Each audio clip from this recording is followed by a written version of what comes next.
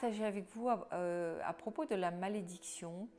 Est-ce que c'est possible d'être maudit? Dans quelle mesure on peut être maudit? Est-ce qu'on peut se sortir surtout des malédictions, surtout quand c'est générationnel? Donc c'est à propos de l'iniquité générationnelle, qu'est-ce qu'on peut en dire? Donc l'iniquité générationnelle, c'est par exemple quand il y a une répétition des mêmes troubles d'une génération à l'autre.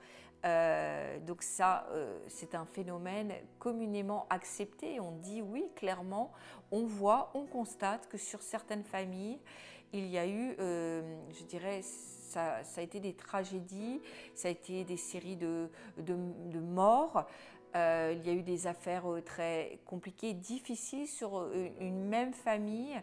On peut aussi dire, voilà, il y a des familles à cancer, vous voyez, des familles où tout le monde est mort d'un cancer, ou alors dans cette même famille, on n'a pas survécu après l'âge de 40 ans, 50 ans.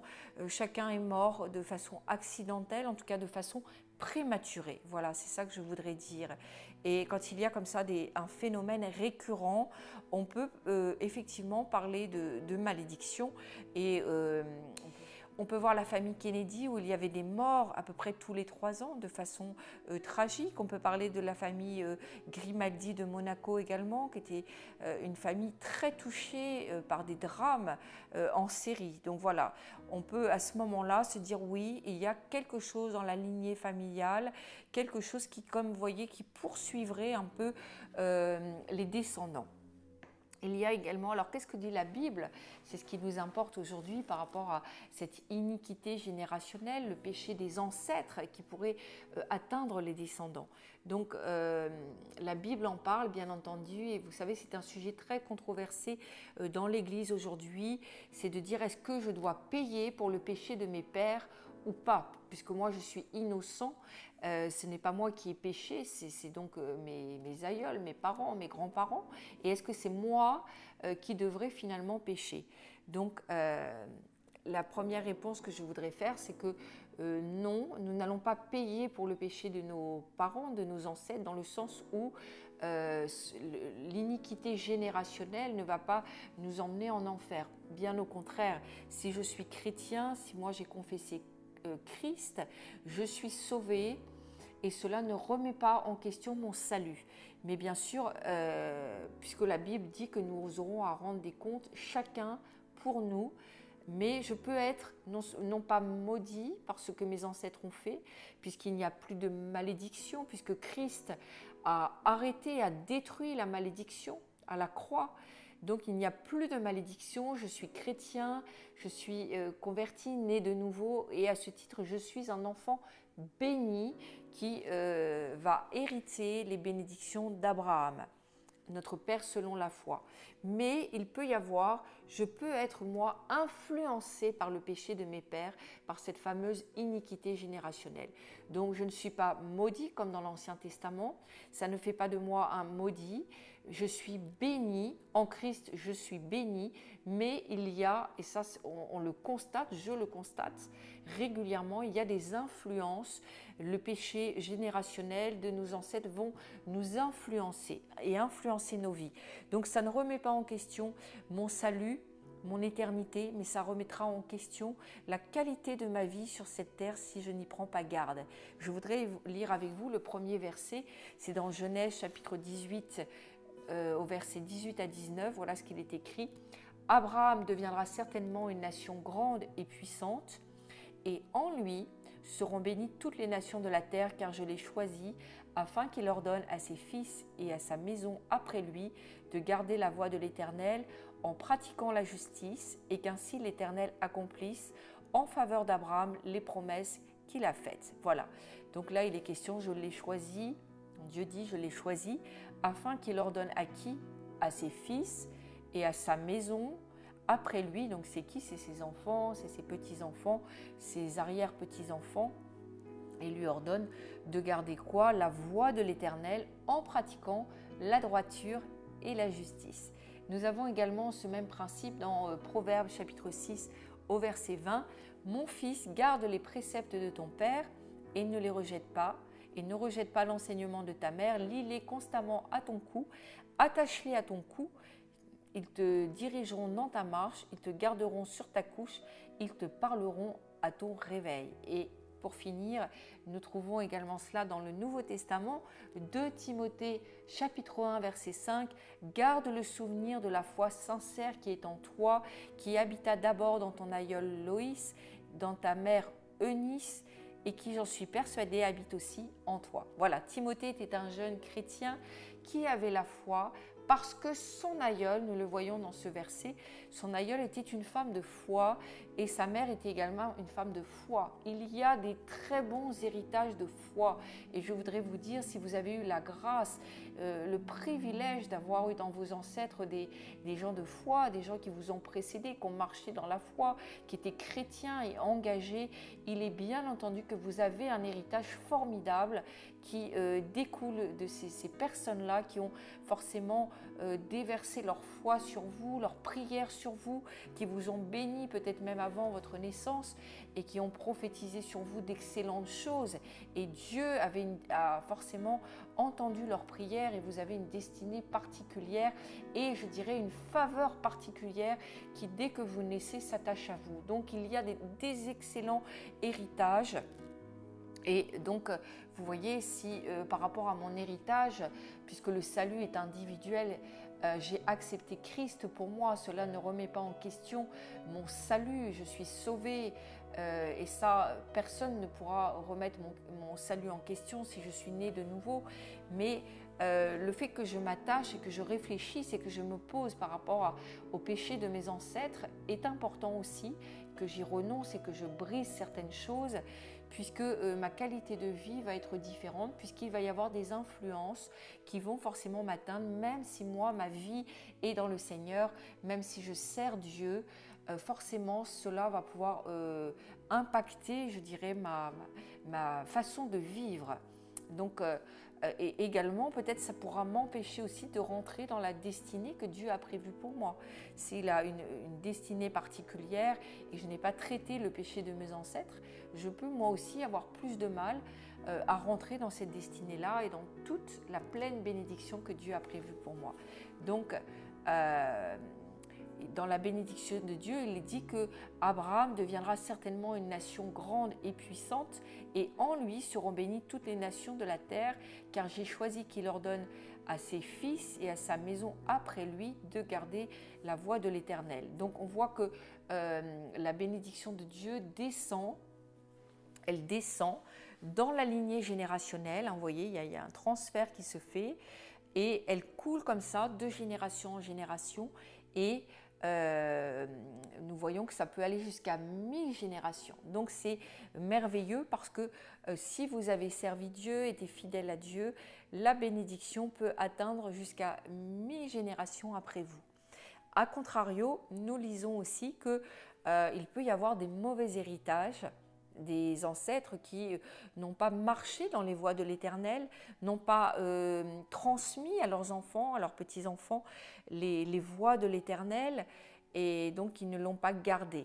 Donc nous lisons dans Exode chapitre 20 au verset 5, « Tu ne te prosterneras pas devant les idoles, car moi l'Éternel, je suis un Dieu jaloux, qui punit l'iniquité des pères sur les enfants. » Vous voyez, c'est l'iniquité, question de l'iniquité générationnelle qui soit punie sur les enfants jusqu'à la 3e génération et à la 4e génération de ceux qui me haïssent et qui fait miséricorde jusqu'à la 1000e génération à ceux qui m'aiment et qui gardent mes commandements. Vous voyez, on voit vraiment clairement que Dieu est un Dieu de grâce.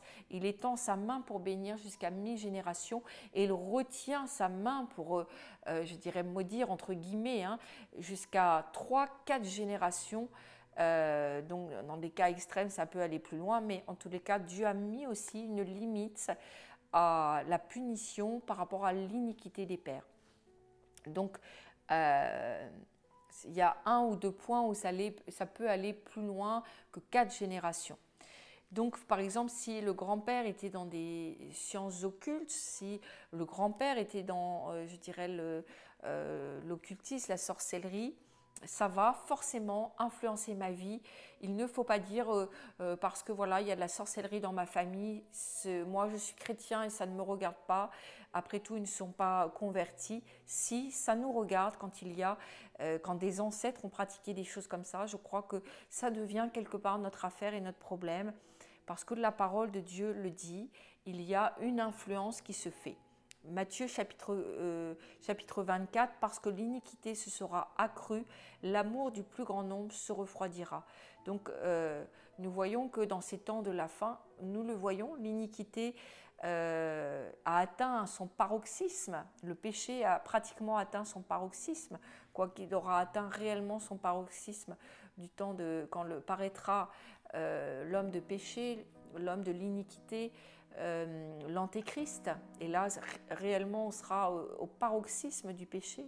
Mais en tous les cas, nous voyons que le péché est dans cette fin des temps, avant le retour du Seigneur, l'iniquité est grande, très grande, et que l'amour des chrétiens pour Dieu s'est réellement refroidi. Nous voyons qu'aujourd'hui les chrétiens sont tièdes, sont complètement refroidis, sont repartis dans le monde pour certains, et c'est dû, la Bible nous dit que c'est l'iniquité qui est en tous les cas un des facteurs à cause de ce refroidissement. Donc nous sommes dans une société où l'apostasie a grandi. Nous voyons que beaucoup ont renié Dieu, qu'on a fait sortir Dieu des églises, des écoles, on a fait sortir Dieu de notre quotidien, ça de plus en plus. Que même on a fait sortir Dieu de la France, nos racines qui étaient bien judéo-chrétiennes. Aujourd'hui, on ne peut plus parler comme ça si librement de notre foi qu'avant, même dans les écoles. Hein. Donc on voit que vraiment l'amour pour Dieu a énormément diminué dans ces temps de la fin, ces temps où l'iniquité a grandi. Il est important que le Saint-Esprit nous montre quelle iniquité il y a eu dans notre famille, si cela peut influencer encore votre vie. Je m'explique. Si vous avez des problèmes, vous êtes chrétien, vous aimez le Seigneur, vous avez encore des problèmes d'alcool, des problèmes avec la drogue, des problèmes avec une addiction, quelle que soit l'addiction, c'est quelque chose forcément qui vous abîme, qui vous fait du mal. C'est quelque chose qui va être chronophage dans le sens où ça va vous prendre beaucoup de temps, beaucoup d'énergie, peut-être même votre argent, votre énergie, dynamisme, votre élan, tout le temps que vous pourriez prendre peut-être pour prier, pour être avec le Seigneur en communion, en relation avec Dieu, est utilisé dans cette addiction, même à la cigarette. Donc ces addictions-là, peut-être ça influence encore votre vie, peut-être vous avez du mal à vous en sortir et peut-être là, en écoutant mon enseignement, vous vous dites oui, il est vrai que j'ai toujours vu mon père, ma mère fumer, peut-être mes grands-parents fumer, boire, avoir eux-mêmes cette même addiction. Bien sûr, ce sont des liens forts quand c'est un problème non plus de votre péché personnel, mais un péché qui est maintenant au niveau générationnel, on va appeler ça l'iniquité générationnelle, qui vous vient clairement de beaucoup plus haut que vous. Et quelque part, vous avez été lié avec ça, lié dans des habitudes de vie comportementales, etc. Et aussi au niveau spirituel, je crois qu'à ce moment-là, il faut simplement se mettre en conformité avec la parole de Dieu et dire oui, c'est une chose qui est mauvaise pour moi, puisque je ne suis pas réellement libre. En tout cas, dans ce domaine, qui est le domaine des addictions, je ne suis pas libre et je veux vraiment que la croix passe sur ma vie, sur cette addiction-là. Donc, comment faire? Concrètement, comment faire? Nous le trouvons dans 1 Jean 1,9, nous confessons, si nous confessons nos péchés, il est fidèle et juste. Il est bien question de Jésus, de Dieu, il est fidèle et juste pour nous pardonner et le sang de Jésus nous lave et nous purifie de tout péché. Donc, il est question vraiment, premièrement, de reconnaître que nous avons un problème, et ça souvent nous le reconnaissons, de le confesser et de croire que le sang de Jésus non seulement nous pardonne, mais nous purifie et nous lave. Et nous devons aussi traiter, donc ça c'est notre propre péché, mais traiter aussi l'iniquité générationnelle et briser les liens familiaux dans ce domaine en particulier. Si c'est un domaine d'addiction dont j'ai parlé, il faut vraiment aussi traiter non plus simplement à notre niveau, mais briser toute alliance générationnelle, briser tout lien, tout crochet d'attelage générationnel, toute dépendance générationnelle, reconnaître que le problème vient de plus haut, il vient de nos ancêtres qui nous ont liés dans des choses. Et si moi, aujourd'hui, je ne peux pas avoir la victoire dans ces domaines, il faut se dire que voilà, c'est votre péché plus peut-être l'iniquité générationnelle qui fait aujourd'hui que ça devient beaucoup plus compliqué. On voit comme ça des choses, je ne vais pas en parler aujourd'hui, peut-être je ferai encore une autre émission là-dessus, mais si vous vous sentez fortement lié dans un domaine, prenez le temps, réfléchissez, qu'est-ce qui s'est passé dans ma famille?